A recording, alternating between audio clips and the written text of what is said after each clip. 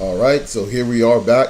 This is CJ with the GOAT Sports Talk, and we know we're getting prepared for Game 5. Of course, Game 4 went the way of the Cavaliers, and if you watch the pregame, I said some of the things that had to happen was that Tristan Thompson had to get double-digit rebounds, which he did. He ended up with 10 rebounds. He crashed the offensive glass. He had some assists, about 5 of them. A couple of them even leading to three-pointers. And he had a good game. Because remember, we've been looking at the statistics. This game is all about possessions. And they've actually were able to win that particular battle by crashing the offensive boards and getting to the glass. Another thing we talked about, going back to the pre-games of the first 3 games. You go back into it. What did we talk about over here at the GOAT Sports Talk? We talked about the fact that Cleveland had to take away 1 or 2 of the top players for Golden State and make the rest of the team beat them. In about, I believe, going into Game 3, what was discussed was that the easier of the two to slow down and stop is going to be Stephen Curry, between Stephen Curry and Kevin Durant. And what did they do? They stifled Stephen Curry. We know that Kevin Durant was 9 for 22. Like I said from the beginning, you cannot allow these guys to get comfortable and just pick up the ball and be able to face up square their shoulders towards the basket. You're asking for trouble.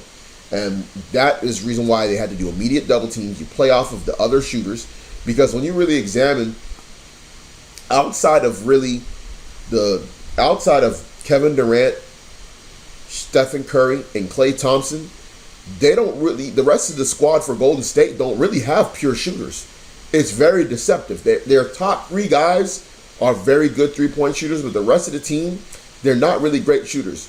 And that was really telling in this last game, because when you really examine Cleveland has some very good catch-and-shoot guys that can shoot the three-pointer outside of LeBron and Kyrie. You got Kevin Love. You got J.R. Smith. You also have Kyle Korver. Like, when you examine their rotation, not even including James Jones, who they haven't even went down the bench for. So when you examine really Cleveland, they have true catch-and-shoot three-point shooters. And when that ball gets moving around like it did, you see a record three-point shots. Now, should we expect them to have that type of shooting? I don't know. Can it be replicated? Who knows? And this series has been crazy. There's been a lot of all-time playoff NBA Finals records broken so far in just 5 games. And when you examine it, man, it's looking like, Cleveland has got some momentum going into Golden State. Again, between the dynamic duo, like we've talked about all series, this battle is going to be won between the top 2 players of each team, ultimately. Kevin Durant, Stephen Curry versus LeBron James and Kyrie Irving. What I think that Golden State needs to do in order to get this win, they're going to have to just play better defense. They're going to have to be better at rotation defense. I think that what they're going to also have to consider is double teaming Kyrie Irving and making him a playmaker. The reason why I say this is because when a player is naturally inclined to only want to score and be the aggressive guy, to be the attacker, you got to make them passers, something that's out of their comfort zone. One thing with LeBron, and a lot of people don't give him credit for, is that LeBron is able to balance out the two very well. If you give him one-on-one coverage, he's going to be aggressive. But if you double team him, he will pass to the best option on the floor. And that's what makes him a great player. Kyrie Irving, if you're Golden State, you got to force him to have a double-digit assist game. I mean, you do. You got to force him, because the thing about it is he is completely cooking Klay Thompson on the other side. It is ridiculous. And I believe if you go back into Game 2 or 3, I want to say it was Game 3 or leading up to Game 4, when we said that Kyrie Irving, when you examine what he did last year against Klay Thompson, who was guarding him last year, he was cooking him, okay? Which was kind of weird to me to not see him be able to cook him again. But I guess sometimes your back's against the wall and you start playing at a higher level, and that's true. I mean, a lot of times when the going gets tough for a lot of these players, especially great players, the best games come out of him. And Kyrie Irving has to have that same level of aggressiveness that he had in games 3 and 4, and just really attack the rim with reckless abandon. Cleveland is going to have to hit three-pointers. In fact, they're going to have to hit at least probably 15 three-pointers and hit at a 40% clip in order to probably win this game. I don't know if they need to hit 24 or 25 three-pointers in order to win, but they are going to have to get aggressive in the paint, which if you go back to games 1 and 2, especially game 2, they scored a ton of points in the paint when they were on the road at Golden State in game 2. I expect them to be able to do the same. We know that J.R. Smith, if you watch the other pregame shows, that J.R. Smith, I said it in both games 3 and 4, that J.R. Smith was going to have to hit between 4 and 6 three-pointers. He did it in both games. He showed up. Now, whether his will carry on the road, I don't know. He's a veteran player. A lot of times veteran players do play well on the road as well as at home. And I believe because he is a veteran player and now he's got his shooter's confidence back, he should be able to have a decent game. He needs to hit at least 4 three-pointers again. I mean, he's got to be part of that offense. Kevin Love, he had a good game last game. He hit some three-pointers. He played a good overall game. He has been up and down lately, and he needs to be good offensively. I mean, it's just plain and simple. He's got to dominate that matchup between him and Draymond Green and continue that foul trouble. I really believe that Cleveland also has to attack Draymond Green. But ultimately, what needs to be done is the adjustments of Steve Kerr if they're going to win that game. Because, I mean, Golden State has to win this game. We already know that they want to win, but they have to win this game. Because now you're talking about the confidence of your team going back to Cleveland if you lose. And it's just, you got to just get this thing out the way. Now, last year, everybody was complaining about how Draymond Green didn't play in Game 5 and how they would have won if he played in Game 5. Well, guess what? Draymond Green was there in Game 6 and 7, and they still lost.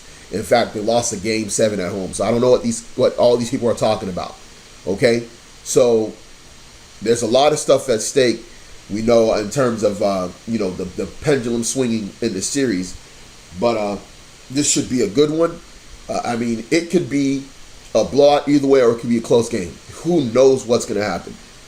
What we do know is that both teams are definitely going to be ready to play. And, I mean, there's some stuff going on in this game.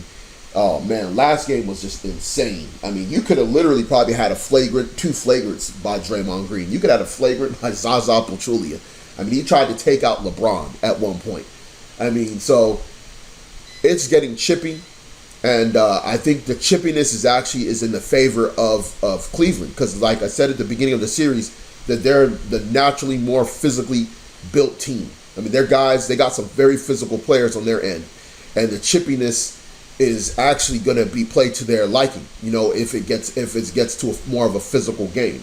And depending on how the referees call it, which I believe as you get more and more closer towards the end of the series, the referees allow more contact away from shots. Now, if a player is going to the rim and they're clearly fouled, the referee's going to call it. But the grabbing and the tugging and the boxing out, all that stuff is going to be where the referees usually don't. They allow them to kind of play the game, and that favors Cleveland.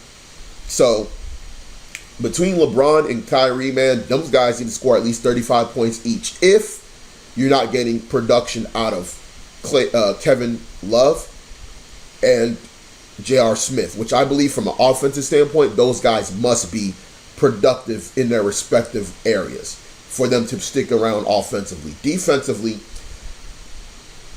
each team has to take away what each team does well. So for Golden State, they need to take away the offensive boards of Cleveland, like they did in the first 2 games, which they did very well, especially on Tristan Thompson. Also, they need to rotate better and could be contesting threes. That's another thing. Defensively for Cleveland, what they need to do is they need to have their dynamic duo do well. As far as defending overall, they need to be able to defend the dynamic duo of Golden State. Primarily, of course, they have a big 4, but the 3 offensive guys we know about. But the top 2 is Kevin Durant and Klay and Stephen Curry. And the reason why I say that is you can see the camaraderie between them two, especially if you've been watching any videos of their practices. A lot of shooting drills going together between Kevin Durant and Stephen Curry. So there's a synergy between the two, and I think for them, they have to break that synergy of those two, just like they'd have to break it on the other end. I think it's more challenging to probably try and stop and slow down a Kyrie Irving than it is to slow down a little bit of a Stephen Curry. But I think ultimately, if you're the Warriors, you have to make Kyrie something that he's not, which is a playmaker. If you allow LeBron is so good that if you double him, he's baiting you into forcing him into passing to the open player. And most of the time, as smart as he is, as cerebral as he is, he's going to find that player. And that player at this point is going to be hitting the shots because their confidence is back. And I think that Cleveland can feel the energy flowing on their side, that they may be able to come out with a shocking victory on the road, which could completely change the course of the series. Which of course we know them winning is going to continue the series, but I think from a standpoint, it's going to be dejecting for the Warriors. The Warriors cannot allow this series to go on. They have to step up today. No real predictions because, again, man, lots of crazy stuff happening. But like I said, just watch out for the talking points that we talked about today to determine what the outcome was ultimately. And that should pretty much be it. So, hey, everybody, this is it. Game number 5 at Golden State. We're going to see who wins.